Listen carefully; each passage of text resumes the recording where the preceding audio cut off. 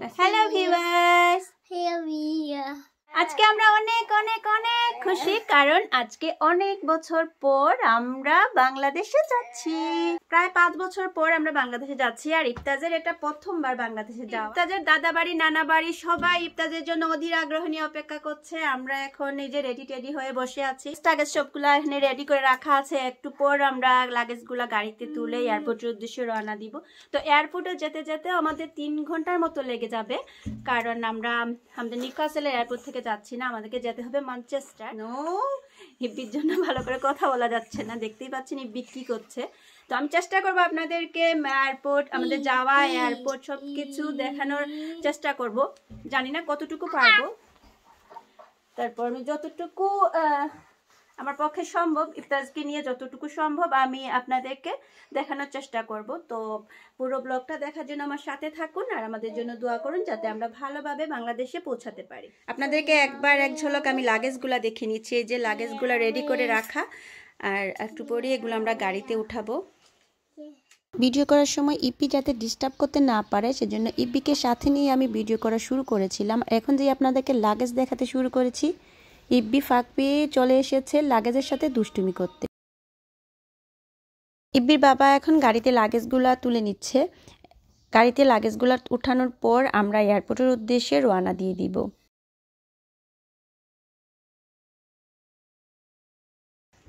Luggage গাড়িতে তুলতে গিয়ে হঠাৎ করে মনে হলো যে আমরা লাগেজে নামটাম কিচ্ছু লিখিনি, তো তাড়াতাড়ি পাওয়ার সুবিধার্থে এখন নাম লিখে নিচ্ছি লাগেজগুলাতে।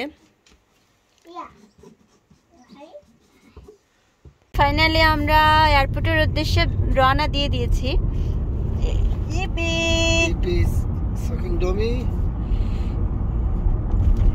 যেতে যেতে আপনাদেরকে একটু রাস্তাঘাট ঘর বাড়িগুলো আমি দেখাই। রাস্তার এই পাশে যে ঘরগুলো দেখতে পাচ্ছেন, এগুলো কিন্তু দেখতে একই রকমের, একই ডিজাইনের। আবার রাস্তার এই পাশের ঘরগুলার ডিজাইন ভিন্ন হলেও দেখতে একই রকম। একই জায়গায় কিন্তু একই রকম ডিজাইনের ঘর থাকে।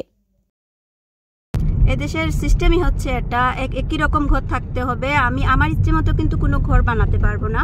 এখানে তাদের ইচ্ছে মতো, তাদের সিস্টেম অনুযায়ী ঘর, এটা চাইলে চেঞ্জ করতে পারবো না। আপনাদের আগে দেখিয়েছিলাম একরকম ঘর, এখন দেখুন আরো একরকম। টাকা দিয়েও কিন্তু চেঞ্জ করতে পারবেন। আপনার হয়তো অনেক টাকা, কিন্তু আপনাকে একই রকম ঘরেই থাকতে হবে। ইভেন আপনি যদি এখানে প্রধানমন্ত্রী হন, তারপরও কিন্তু আপনি এই চেঞ্জ করতে পারবেন না, রুলস চেঞ্জ করা যাবে না। এটা আবার সব। ম্যানচেস্টার যেতে আমাদের প্রায় 3 ঘন্টার মতো লাগবে। আর এখন আমরা নিউক্যাসল পাড়ি দিচ্ছি।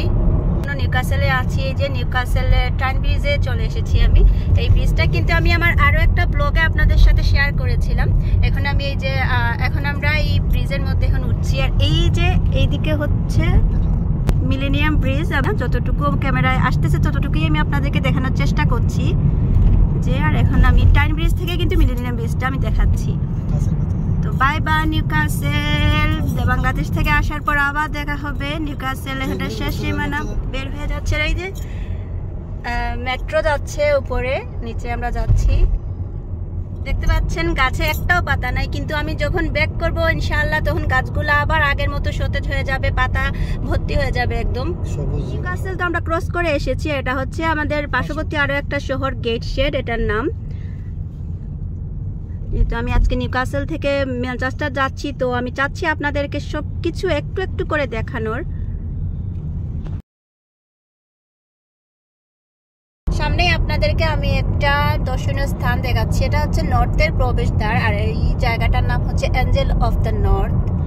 আমি আগে একবার লাইভ করেছিলাম এই জায়গাটাকে নিয়ে। তো আবার যখন আমি ব্যাক করব তখন আবার চেষ্টা করব যে এঞ্জেল অফ দ্য নর্থ নিয়ে, পুরো এঞ্জেল অফ দ্য নর্থ নিয়ে একটা ব্লগ বানানোর। যখন করেছিলাম তখন ইব্বি ছোট ছিল, এখন তো মাশাআল্লাহ অনেক বড় হয়েছে, বুঝতে শিখছে। তো ইব্বিকে নিয়ে আবার এখানে বেড়াতে আসবো আর আপনাদেরকেও সেটা শেয়ার করবো। আর এখন আমি গাড়িতে বসে আপনাদেরকে একটু এই প্লেসটা দেখানোর চেষ্টা করব।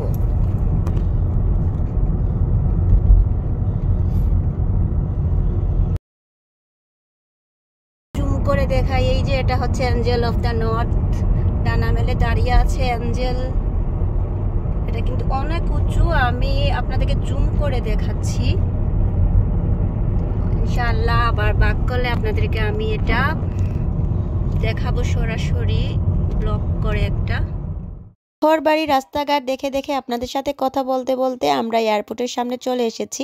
আর এখানে এসে আমরা ট্রাফিকে আটকা পড়ে গেছি। এই যে লাল লাইট জ্বলছে দেখতে পাচ্ছেন। তো ভিউয়ার্স, আপনারা নিশ্চয়ই বুঝতে পারছেন এটা যখন সবুজ হবে তখন আবার আমাদের গাড়ি চলতে শুরু করবে।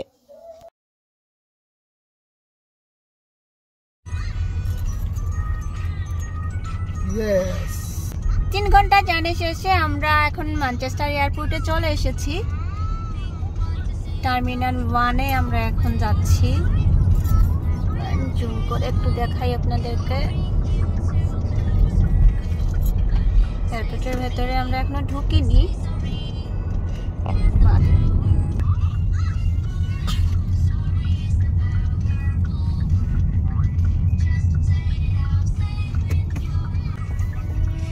আজকের আকাশটা দেখতে কিন্তু আমার খুবই ভালো লাগছে। আপনাদের আকাশটা দেখতে কিরকম লাগছে আমাকে অবশ্যই কমেন্ট করে জানাবেন।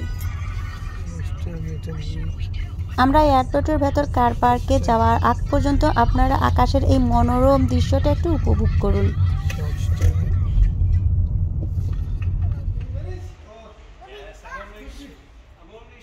কার পার্কিং এসে এখন ট্রলিতে আমরা লাগেজগুলা তুলে নিচ্ছি। আসলে আমরা না, ইব্বির বাবা একাই সব লাগেজগুলা বের করছে এবং ট্রলিতে রাখছে।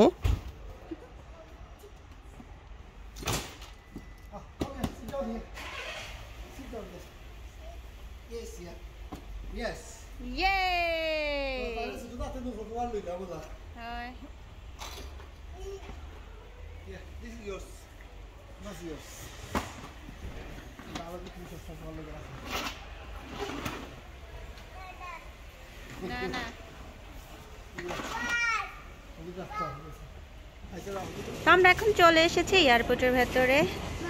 তো এখানে এসে ইব্বির দুষ্টামি শুরু হয়ে গেছে। Yes, not now. এই যে ট্রলিতে এখনো আমাদের ব্যাগ এখনো আমরা ইমিগ্রেশন করিনি।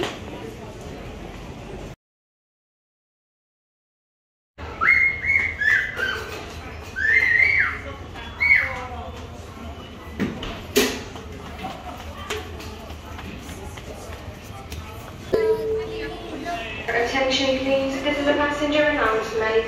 Passenger Chelsea 1993 from Istanbul. Please attend the information desk.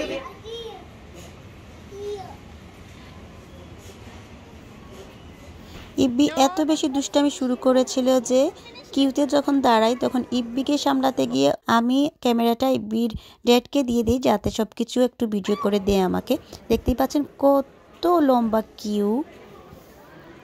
এত লম্বা লাইনে দাঁড়িয়ে থাকতে থাকতে ইব্বি খুবই বোর্ড হয়ে গিয়েছিল। ও কিছুতেই এখানে থাকতে চাচ্ছিল না।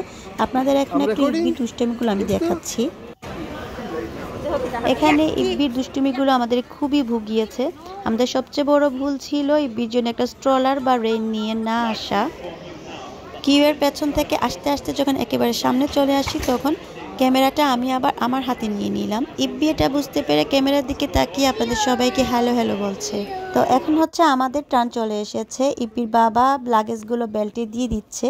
আর এখানে একটা বেল দেখে ইব্বি সেটাকে বারবার প্রেস করার চেষ্টা করছে।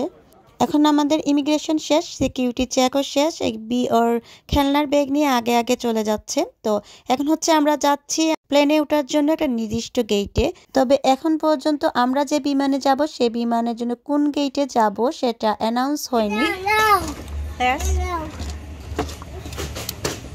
ইবতাজকে নিয়ে এখন একটা শপে ঢুকলাম, এয়ারপোর্টের ভেতরে একটা শপের ভেতর। ইবতাজ চকলেট নিতে চাচ্ছে। তো কি নিবে ও নিজে নিজেই চুজ করছে।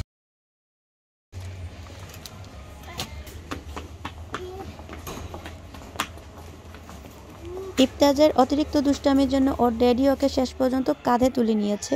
তো এই দৃশ্যটা আমি ক্যামেরাবন্দি করে রেখেছি যাতে বড় হলে ওকে আমি এটা দেখাতে পারি। 3 ঘন্টা কারে 5 ঘন্টা এয়ারপোর্ট, টোটাল 8 ঘন্টা পর আমরা এখন প্লেনের ভেতর আমাদের সিটে আসলাম। সিটে ভালোভাবে বসার আগেই কিন্তু আমি সব কিছু ভিডিও শ্যুট করা আরম্ভ করে দিয়েছি। বলি একটু একটু ভিডিও করে রাখি আপনাদের জন্য। আর আমি বাইরের দিকটাও ভিডিও করার চেষ্টা করেছি কিন্তু হচ্ছিল না। তো ফাইনালি এখন আমরা বাংলাদেশে আসার জন্য রেডি। আমি আর ইব্বি আমাদের সিটে বসে গেছি। এই যে দেখেন ইব্বির জন্য কার্টুনও ছেড়ে দিয়েছি। তো আবারও একটু প্লেনের ভেতরটা দেখাচ্ছি। তো এতক্ষণ আপনাদের জন্য আমার হাজব্যান্ড সব কিছু আমাকে ভিডিও করে দিচ্ছিল। তো এখন আমি আমার হাজব্যান্ডকে একটু ভিডিও করে আপনাদেরকে দেখাই। ইব্বি ওর সিটে একা বসতে চাচ্ছিল না, আর আমার পায়ে খুবই ব্যথা ছিল, আমি ইব্বিকে নিয়ে বসতে পারছিলাম না। তাই ইব্বি ড্যাডি নিজের সিট রেখে ইব্বির সিটে ইব্বিকে নিয়ে বসেছে। তো দেখতেই পাচ্ছেন ইব্বি এখন কার্টুন দেখছে। এখন প্লেনে আমাদেরকে ডিনার সার্ভ করা হচ্ছে।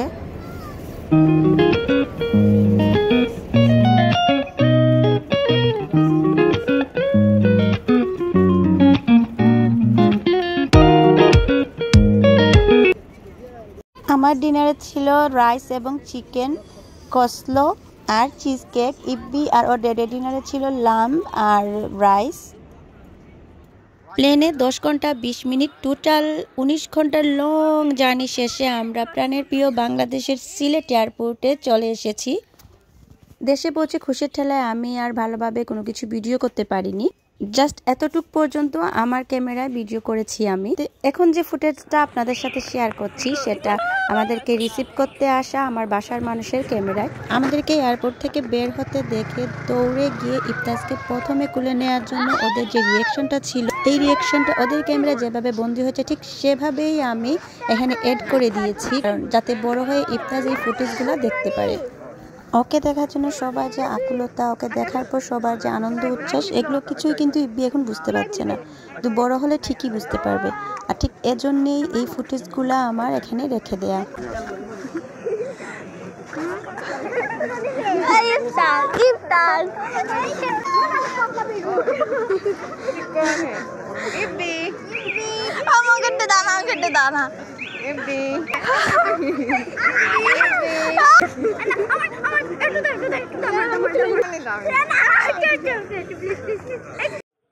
আজকের এই ব্লগটা যদি আপনাদের ভালো লেগে থাকে তাহলে লাইক কমেন্ট দিয়ে আপনাদের ভালোবাসা দেখাবেন, আর যদি ভালো না লাগে তাহলে ভিডিওর কোন অংশটা ভালো লাগেনি, কেন ভালো লাগেনি সেটাও আমাকে জানাতে ভুলবেন না।